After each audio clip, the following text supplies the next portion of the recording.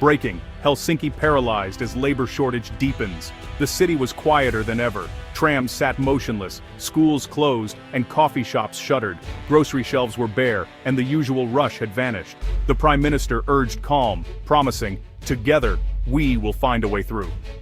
For now, Helsinki waited. Frozen, silent, and uncertain. The shortage touched every corner of life. Hospitals, without enough nurses and doctors, delayed surgeries and shut down entire wards. Patients waited weeks for appointments that used to take days. Elderly citizens, who depended on home care, were left alone for hours, sometimes days. The emergency hotlines rang unanswered. The health system was breaking. Schools struggled too. With so few teachers, classes were combined or canceled. Parents scrambled for childcare, missing work themselves. Learning slowed. Children's laughter disappeared from playgrounds, replaced by the anxious whispers of adults. Even basic lessons became rare, as principals pleaded for volunteers. Shops and businesses were hit hard. Many closed early, or didn't open at all. Delivery trucks stopped running. Trash piled up on street corners. Restaurants, desperate to stay open, posted signs. "Help wanted. Any position." When no one answered, they turned off their lights. Helsinki's famous markets, once a symbol of Finnish pride, stood abandoned. Public services, from libraries to transportation, ground to a halt. Metro stations were eerily silent. The city's famous saunas closed. Residents realized that this was not just a temporary problem. The labor shortage was a slow-moving disaster, touching daily routines and the soul of the country. The roots of the crisis ran deep. Finland's population was aging fast. For years, experts warned about the silver wave. Now it was crashing onto society. More than a quarter of Finns were over 65. The birth rate had fallen below replacement levels. Fewer children were born each year, and families were shrinking. This meant fewer young people entering the workforce. The math was simple, but the consequences were severe. With every passing year, there were more retirees and fewer workers to support them. Pension costs soared. Hospitals and schools needed more staff, not less. But the pool of young Finns was drying up. Sociologists pointed to many causes. Urbanization, rising costs, and changing family values played a part. Many young adults delayed having children or chose to remain child-free. Some left Finland for jobs abroad. The government offered incentives, baby bonuses, parental leave, but the trend continued. The population pyramid, once stable, was now top-heavy and fragile. This demographic dilemma was not unique to Finland, but here, it hit harder and faster. As the crisis deepened, citizens began to ask, if not us, then who would rebuild the nation? The Finnish government tried everything to solve the crisis from within. They launched campaigns urging families to have more children, offering generous parental leave and childcare benefits. Billboards with smiling babies lined the highways. Politicians promised tax breaks for parents and subsidies for daycare, but the birth rate barely budged. Next came retraining programs. The government invested millions in helping older workers learn new skills. Universities opened their doors to mid-career adults.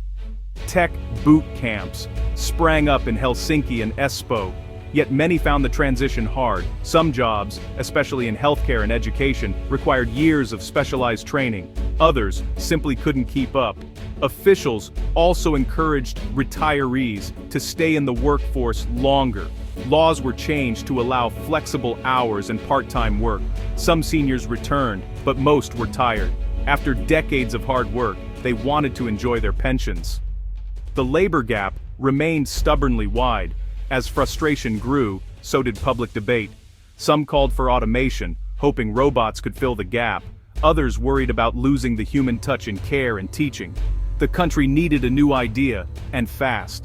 With domestic solutions exhausted, the government looked abroad. The search was urgent. They needed workers, skilled, adaptable, and ready to integrate. After much debate, Finland chose the Philippines as a strategic partner. The reasons were clear. The Philippines had a young, well-educated workforce.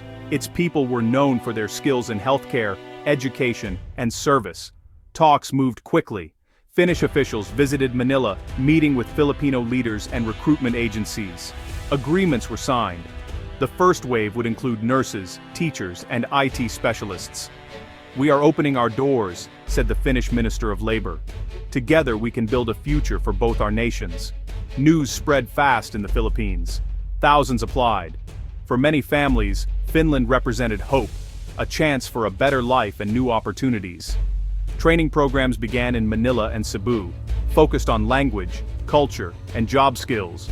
Finnish companies prepared, setting up orientation sessions and support teams. As the first groups boarded flights to Helsinki, expectations were high. For Finland, this was a bold experiment. For the Philippines, it was a chance to show the world the power of its people.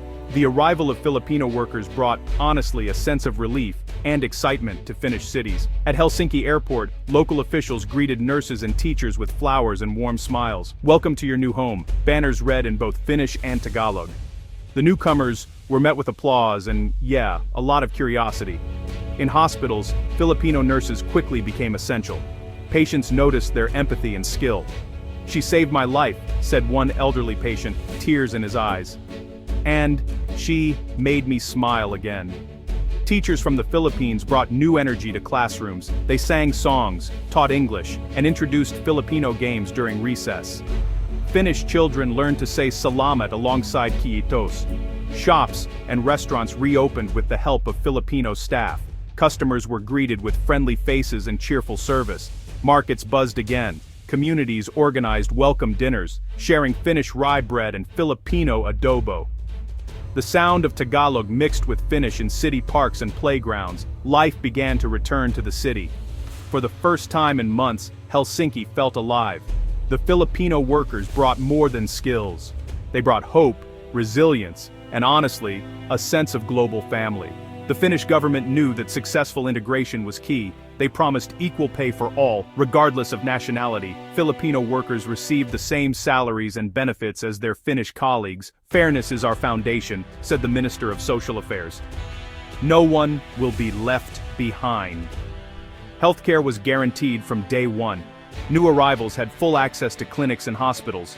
Their children could enroll in Finnish schools, learning 2 languages and making new friends.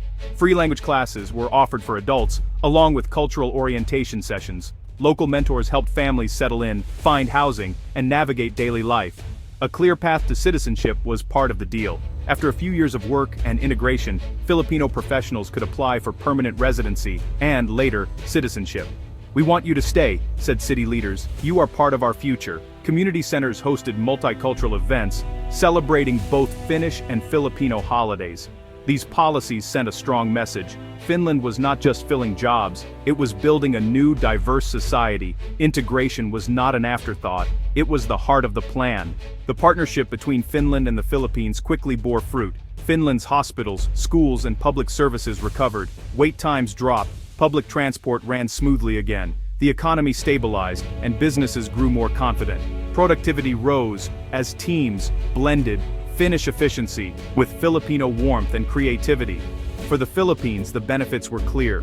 Remittances from workers in Finland supported families back home and boosted local economies. Filipino professionals gained new skills and experiences, some returning to the Philippines to share what they learned. The partnership built bridges, creating new opportunities for trade, tourism, and education. Experts watched closely. Other countries facing similar demographic challenges, Japan, Germany, and South Korea, took notes. Finland's bold experiment offered a new model: solve labor shortages through global cooperation, not isolation. "This is not just migration," said a leading economist. "It's a partnership for survival." The two nations found strength in each other. Together, they proved that with courage and openness, even the toughest challenges could become new beginnings. Helsinki's streets are busy again. Children's laughter fills the parks. Hospital wards are open, and schools are full of life. Finnish and Filipino families celebrate together, sharing stories and dreams. What began as a crisis has become a story of resilience and hope. For Finland, the lesson is clear. Diversity is strength. By welcoming new people, the nation found a way forward. For the Philippines, the partnership brought pride and opportunity. Families were reunited, lives transformed, the world watched as two distant countries built a future together. Quotes from both sides echoed in the media. "We came to help, but Finland helped us too," said a Filipino nurse. "We found a second home." A Finnish teacher smiled. "Our children have new friends, new songs, and new dreams." This is the untold story, a shocking turn that became a beacon of hope. In a world full of challenges, Finland and the Philippines showed that trust, courage, and compassion can change everything. The future, once uncertain, now shines with possibility.